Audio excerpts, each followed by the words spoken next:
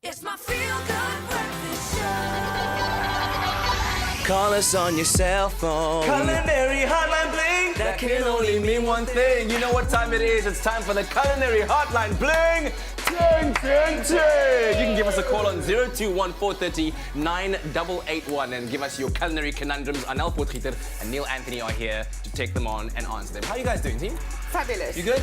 Yeah. We're making black cabbage today. Black cabbage. There is such thing as black cabbage. There is such a thing, but we don't have it in the kitchen right now. Not okay, right but now. let's refer to your questions. But of course, you're welcome to call us with yours. So let's take the first one. And this is exactly a year ago we made rainbow bagels, right? Mm-hmm. Which is what we did. And but what are your thoughts on the new food trends? Because there's lots of new food trends out there. There's unicorn food. There's cloud eggs. How do we know what unicorns eat? I love unicorns. They're magical.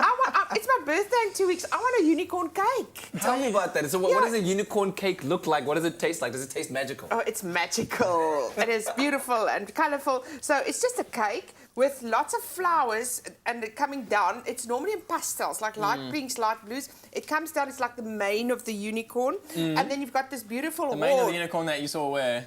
Exactly. In my dreams, in Yeah, my okay, cool, fantasy. cool. You go to It's a Candy fantasy. Mountain with Charlie. I know. It's a unicorn fantasy. And now they're doing it on macaroons as well. Like Yeah, they of do. course they are. Come on. Yeah. Unicorns make everything better. A macaroon is going to be more fabulous if you eat it, you know, when it's got a unicorn face on it. And Really. then there's unicorn noodles, I understand. Yeah. Yes, that is the black souffle. Okay. All right. So, what do they use natural coloring to make that? How do you go about Yes. making? Yeah, so I mean, noodles? it's basically it's your normal noodles that you'd color with. You know, if you blanch your red cabbage in your water and then your noodles, they would absorb that, take that color on from the cabbage. So I guess you could do the same thing with beetroot then. Yeah. Beetroot. Yeah.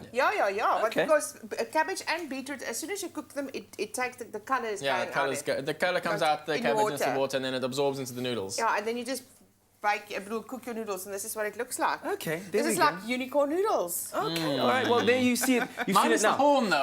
I've never seen the horn. No, the horn. No horn in the Apparently, noodles. real unicorns don't have horns. They just come they fly and really? stuff. I Then don't what's know. the difference between a unicorn and a horse, I then? don't They believe in fly these with things. they fly with it's a mystical beautifulness. They fly with this horn, and then this mane goes all over this beautiful mane. Cool. You're such a believer. Yeah. Talk to me about cloud eggs, because that's what that is, right? That is fabulous. So how do you make cloud eggs? So the first thing you do is you separate your egg and your white. En jy klits daai goed totdat dit styf is. You separate your egg and your egg white. You split it. So that's a stave klits. Ja, jy Is what you're looking baie for? stywe klit. Stave klits. And then you put them like that and make a little hole in the center. So these would be your clouds. Yeah, this is your so these are your cloud. clouds. Okay. Make a hole in there, and then you bake this for about 8 minutes Yeah. in the Okay. oven like that. At what, 200 degrees? 180. 180. Yeah.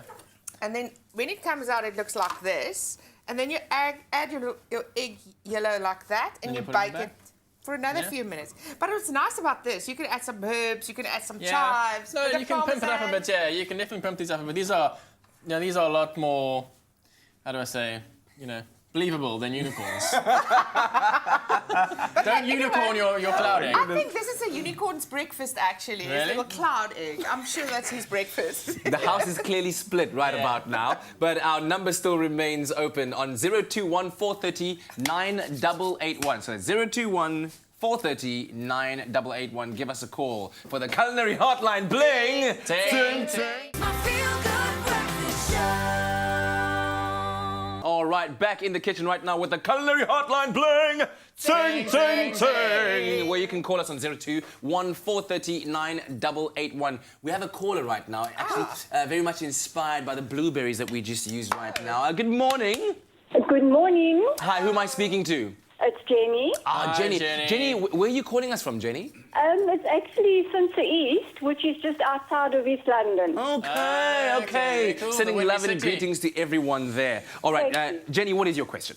My question is very quick. Almond flour, can I replace that with normal flour in a blueberry lemon tea loaf? I wouldn't replace 100% of it.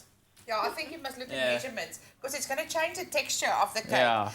If you use it just for a crust for like a cheesecake, you can do it one-on-one to put your butter and stuff in. But if it's for a cake, you must look at your measurements. Yeah. So maybe just Just try with half flour, Yeah, half half. almond flour, and see what rise you get out of that. Yeah. Okay.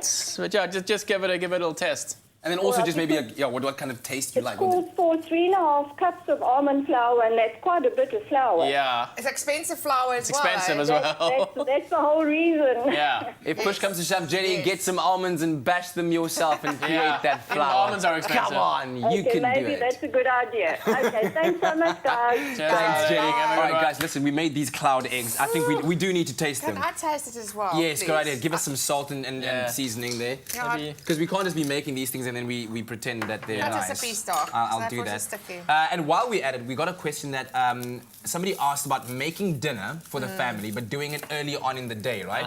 And when you do that, can you ensure that the baked potatoes taste fresh? Before you answer that, let's all have a taste of this. I want What's a bit that? of apple biggie van hierdie. You need to take some of this. Oh, the yolk as well. Yeah. Look at us. Look at us.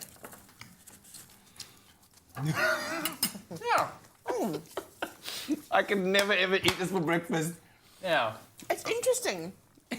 Interesting. That's a very nice way of saying it's dry. Okay. Oh, come on now, man. It's very dry. Needs a cup of tea, that's for sure. There we Yeah. go. All right. Let's get to the baked potatoes. When you're making your dinner for the family early on, because you don't necessarily have all the energy and time in the evening, Yeah. how do you make sure that the roast potatoes remain fresh and that, you know, when you eat them, they're still nice? I would just really, if you're making them in the morning or in the sort of early afternoon, really just sort of make them. Don't cook them all the way through, or don't sort of brown them all the way.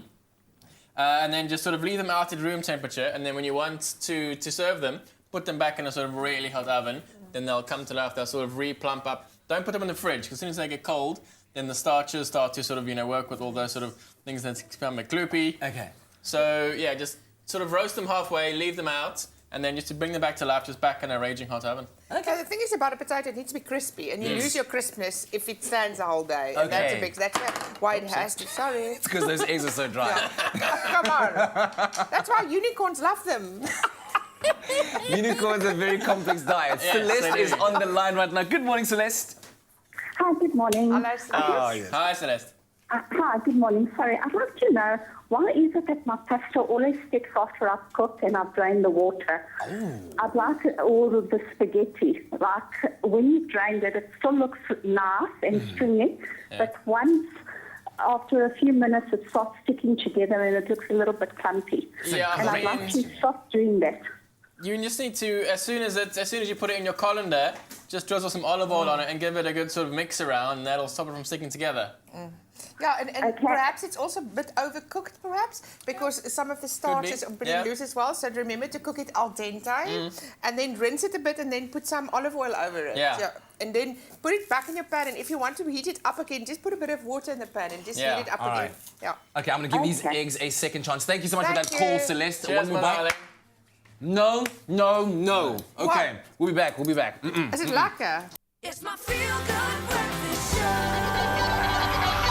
Call us on your cell phone. Culinary Hotline Bling. That can only mean Yes, one it is thing. the Culinary Hotline Bling. Ting, ting, ting. Give us a call on 021 430 9881 with your questions. By the way, big shout out to Shannon Reese and to Sharifa, who asked our previous questions that we answered. And right now, one question that asks about baking, last minute, if you have to do it very quickly. Is it okay to take because usually you bake with butter at room temperature. Yeah. Is it okay to take the butter, if it's ice or cold, Yeah. put it in the microwave, melt it, or, soften it there? Does that change the recipe anyway? Not so much.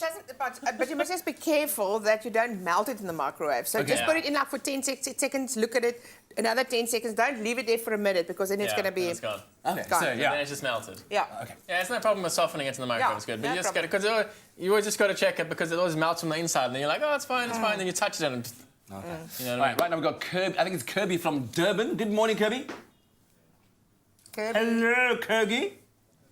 Hi, Yeah, hello. How are you? Yes, very well. Thank you so much for the call. I hear you want to replace wine in your chicken dish. Tell me more. Okay, I'd like to know, creamy Tuscan garlic chicken. What sort of wine you would use, and if you don't want to use wine, what else can you use in it? If it calls for like red wine or something, you can Sorry? definitely use... If it calls for red wine or something like that, it can... Tell you white wine. Okay. White wine. Then you can just use white appetizer. Well, that is one of the things that you can actually use. Yeah. It is going to be a bit more sweetness. I'll add a bit of lemon juice with it, just for the acidity. But that is a good one. Yeah, too. I mean, you know, if you're going to replace the wine, something with verjuice as well is pretty good. Verjuice is Verjuice also is very good, good. yeah. Also, yet again, just watch the sweetness levels. And yeah, basically, if you're going to use wine, just use any wine that you drink. Really, don't go sort of, you know, buying sort of special cooking wine and stuff. Just use any wine that you'll drink, and to replace it, either really good chicken stock, a bit of verjuice in there is fine.